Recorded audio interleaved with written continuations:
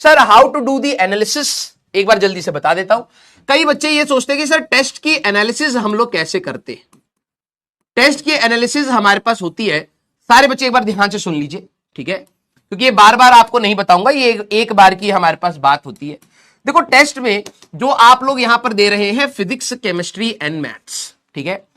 Normally हम लोग अपने जो भी टेस्ट बनाते हैं उनको हम लोग बिल्कुल एग्जाम पैटर्न के हिसाब से ही कोशिश करते हैं कि मैथ्स कठिन कैटेगरी में रहे और फिजिक्स और केमिस्ट्री आपकी डुएबल और इजी एंड मॉडरेट कैटेगरी में रहे, ठीक है। अब बात यह है कि आप यहां पर आपके पास सभी के पास ये चीज ध्यान रखनी है कि आपके कुछ क्वेश्चंस यहां पे करेक्ट होंगे, ठीक है, कुछ क्वेश्चंस आपके रॉन्ग होंगे और कुछ क्वेश्चंस आपने छोड़ दिए होंगे, लेफ्ट होंगे, ठीक है। यही हमारे पास तीन कैटेगरी बनती है। जैसे मान लीजिए आपने फिजिक्स की बात करो, सेम आप लोगों को केमिस्ट्री में करना है। जो आपके नंबर ऑफ क्वेश्चंस करेक्ट हुए, मान लीजिए आपने 10 क्वेश्चंस आपके करेक्ट हो गए, ठीक है। अब आपको ये चीज एनालाइज करनी है, जो करेक्ट हुए हैं उसमें कई बार क्या होता है, आप हाफ कॉन्फिडेंस के साथ कुछ क्वेश्चंस को मार्क करते हैं। हाफ कॉन्फिडेंस हमारे पास होता है, जैसे मान लीजिए आपने क्वेश्चन सॉल्व करा, आधा सॉल्व हो गया, लेकिन आपको लग रहा है यार इसके आगे कैसे कंटिन्यू करना है, आपको इतना अच्छे से अंदाजा नहीं लग रहा था, या फिर जो भी डेटा दे रखा था उस डेटा को आप अच्छे से एनालाइज नहीं कर पा रहे थे, समझ नहीं आ रहा था एग्जैक्टली यही करना चाहिए था, तो आप हाफ कॉन्फिडेंस से उस क्वेश्चन को अटेम्प्ट कर रहे हैं। लेकिन यस, आपके अंदर एक टेम्पटेशन है कि यार इसको मार्क कर देते हैं, आंसर ऑप्शन मैच हो रहा है, आपने वो मार्क कर दिया और लकीली वो आंसर सही हो गया है। तो वो जो हाफ जो कॉन्फिडेंस वाले क्वेश्चंस हैं, ऐसे एग्जाम में गलती ना हो, ध्यान सुनिएगा, ये सवाल बाद में जाकर के आपकी नेगेटिव मार्किंग करवाते हैं, ठीक है। कई बच्चों को लगता है सर मेरे से ना तो 10 ही सवाल हुए या 5 ही सवाल हुए, मैंने तो इतने सारे सवाल छोड़ दिए, मान लो मैंने 5 सवाल यहां पर छोड़ दिए, ठीक है। तो ये वाले मार्क्स, ये वाले क्वेश्चन कभी भी never give negative marks, never give negative marks. याद रखना, जो सवाल आप छोड़ रहे हैं वो कभी भी आपको नेगेटिव मार्किंग नहीं देते, तो वो कभी भी आपको पुल बैक नहीं करेंगे। पुल बैक कौन करेगा, जो आपके या तो सवाल गलत हुए हैं या हाफ कॉन्फिडेंस के साथ आपने जो कर दिया और वो गलत निकल गए, तो ये हमेशा आपको पुल बैक करेंगे, आपके मार्क्स को कम कर देंगे। तो आपको ये हर सवालों के साथ ये डील करना है कि यार हम लोगों ने जितने सवाल मेरे सही हुए उसमें हाफ कॉन्फिडेंस, जिन पे मेरे को श्योरिटी नहीं थी, उनको जरा एक बार देखेंगे।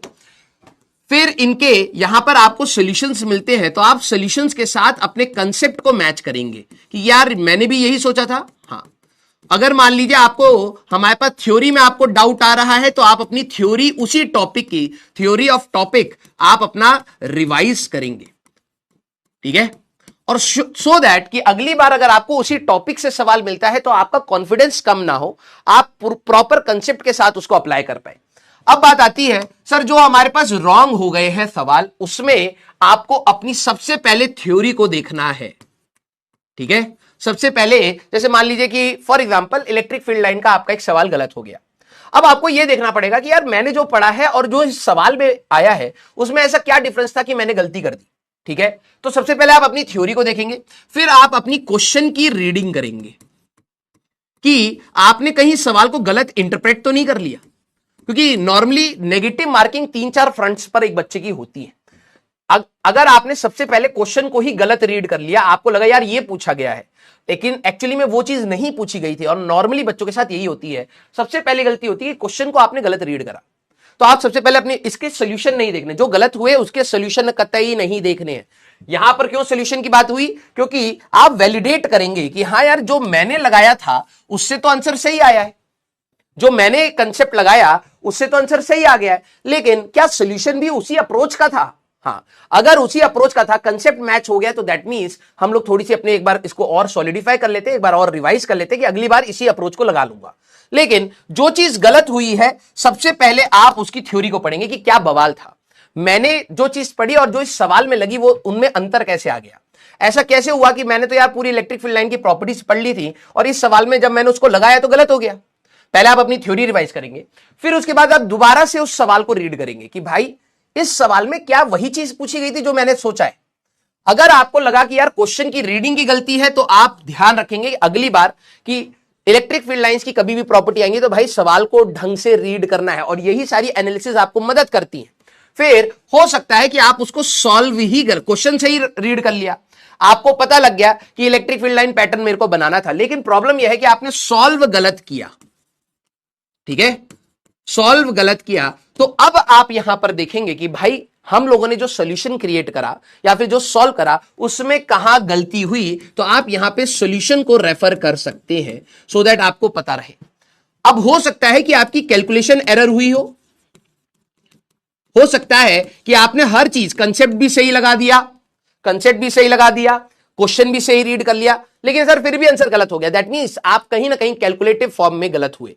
तो आपको यह याद रखना है कि देखो, मैं जब अपनी जेई की तैयारी कर रहा था तो मैंने अपनी पूरी तैयारी में यह चीज समझ ली थी कि मैं जब भी ब्रैकेट ओपन करता हूं, क्रॉस मल्टीप्लाई करता हूं या फिर लेफ्ट हैंड साइड से राइट हैंड साइड में टर्म्स को लेकर के जाता हूं, तो मेरे जनरली साइन का गलती होती है और ये बहुत कॉमन है, कोई ऐसा ब्लंडर नहीं होता है, लेकिन यस ये तैयारी करते समय कुछ गलतियां होती हैं। जैसे मेरे को अपने टाइम का पता है कि अभी भी मेरे से गलतियां हो जाती हैं, ऐसा नहीं है भाई, इंसान है।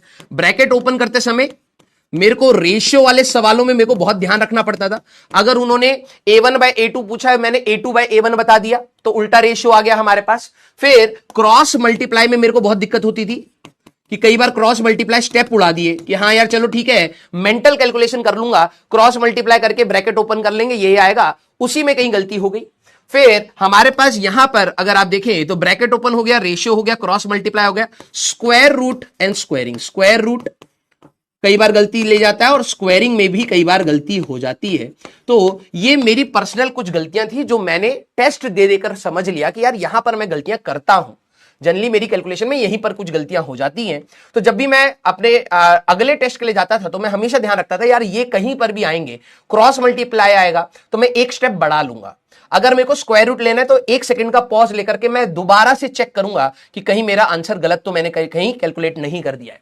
लास्ट गलती आपकी कहां पर हो सकती है? लास्ट गलती आपकी हो सकती है आंसर मार्किंग में।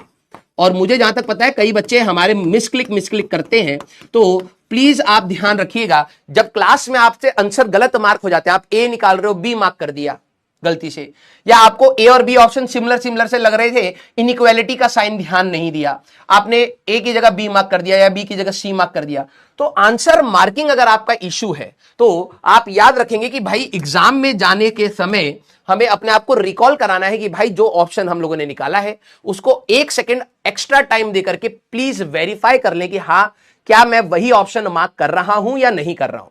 क्योंकि आप 1 सेकंड बचाने के चक्कर में, जल्दबाजी के चक्कर में -1 लेकर के आ रहे हैं। आपने अपना 3-4 मिनट उस सवाल पर लगाया भी, मेहनत भी करी, कैलकुलेशन भी करा, और आखिरी में आकर के आपने सिर्फ जल्दबाजी में 1 सेकंड बचाने के चक्कर में पूरा सवाल चौपट कर दिया। तो अब ये हमारे पास होती है। अब मान लीजिए कि ये पूरा का पूरा आपने जितने भी सवाल गलत हुए, आपके 7 गलत हुए, 8 गलत हुए, जो भी आपके सवाल गलत हुए, अब इस पर कई बार आपको लगता है कि यार मुझे इन सवालों में कॉन्फिडेंस नहीं आता है, तब आप करते हैं अपनी एक्स्ट्रा प्रैक्टिस।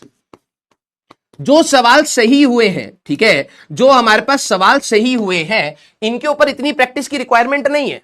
बच्चों के अंदर क्या नॉर्मल ट्रेंड रहता है, जो आता है उसी को रिवाइज करे जा रहे हैं, उसी के ऊपर सवाल लगाए जा रहे हैं, सो दैट बुरा ना लगे, अच्छा फीलिंग आनी चाहिए। बस सर हमारी तैयारी अच्छी चल रही है, बस वो झूठी तसल्ली के लिए जो आता है उसी को पढ़ते रहते हैं।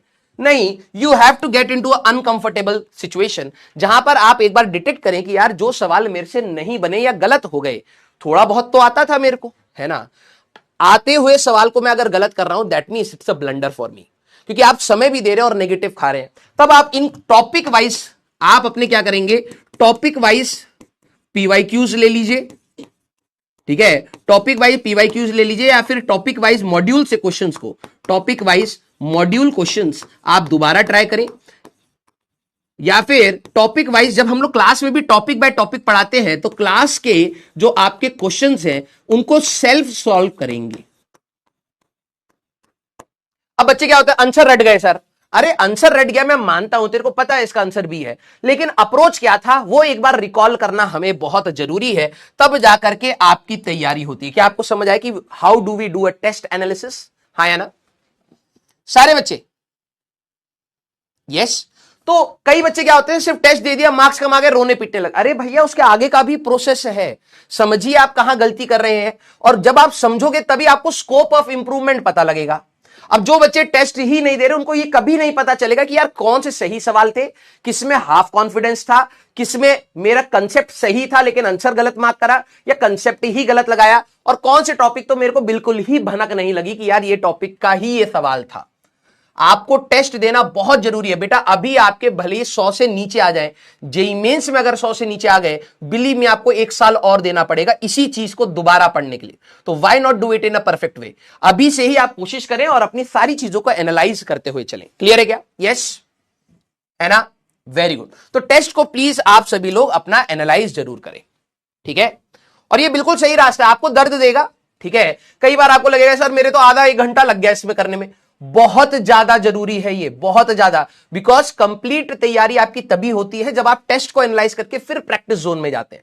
कुछ बच्चे क्या होते हैं अपने कंफर्ट जोन की प्रैक्टिस करते रहते हैं, कभी भी मार्क्स सैचुरेशन से ऊपर नहीं जाएंगे। हर किसी बच्चे का, एक बात बता रहा हूं बहुत ध्यान से सुनिएगा, हर बच्चे का एक सैचुरेशन मार्क्स होता है।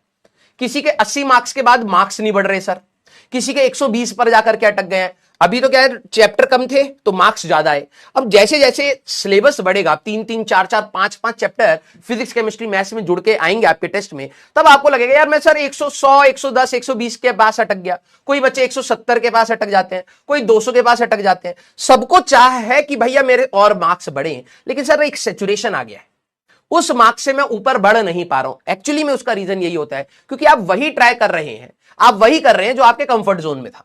अगर आपको अनकंफर्टेबल सिचुएशन में डाला जाए तो डेफिनेटली आप कुछ ना कुछ सीखेंगे। तो वो आपको खुद से करना पड़ेगा कि यार मैं अपने टेस्ट दूं, मैं उन्हीं सवाल की पहले प्रैक्टिस करूं जो मुझे नहीं आता, मैं उन्हीं टॉपिक को पहले रिवाइज करूं जो मुझे नहीं आते। तब आप देखेंगे कि यार आपके मार्क्स जो सैचुरेट हो गए थे 80, उसके बाद हो सकता है 10-20 मार्क्स बढ़ना स्टार्ट करें, फिर सैचुरेशन आएगा, फिर आप स्ट्रेटेजी चेंज करते हैं। क्लियर हुई क्या बात? यस, हाँ या ना? ओके, हाँ। तो आपके जो भी मार्क्स, हाँ कोई सेफ स्कोर नहीं होता है, मैं आपको पहले ही बता रहा हूं। वो एग्जाम अगर टफ आ जाएगा तो सेफ स्कोर नीचे हो जाता है, अगर एग्जाम इजी आ जाएगा तो सेफ स्कोर बढ़ जाता है। हमें यह देखना है कि कैसा भी एग्जाम आए हम अपना बेस्ट देकर के आ जाए। कोई भी ऐसा सवाल हमारा नहीं छूटना चाहिए जो हमें आता था लेकिन हमने टाइम मिस मैनेजमेंट कर दिया और जिसकी वजह से वो सवाल छूट गया। आपको कभी भी सेफ स्कोर देख करके नहीं तैयारी करनी है, मैं आप लोगों को पहले ही बता रहा हूं, खासकर तो एडवांस के लिए, खासकर तो एडवांस के लिए, क्योंकि कट ऑफ बहुत ऊपर जाती है, बहुत नीचे जाती है। वो डिपेंड करता है कि पेपर किस प्रकार का आ रहा है। तो नॉर्मली बच्चों के अंदर रहता है यार कि हर साल ना 150 मार्क्स तो चाहिए ही होते हैं। ऐसा नहीं भाई, हो सकता है 80 चली जाए, हो सकता है 90। आपके पेपर हो सकता है कि सबसे कठिन आ जाए और दोनों पेपर में मिलाकर के 80 मार्क्स लाने वाले को अच्छे खासा कॉलेज मिल सकता है। तो आपको यह रखना है कि भाई इस पेपर में मैं कितना बेस्ट कर सकता हूं, वो हमारे पास होना चाहिए। क्लियर है क्या? Yes. Throw your hands up if you with it. Drop it.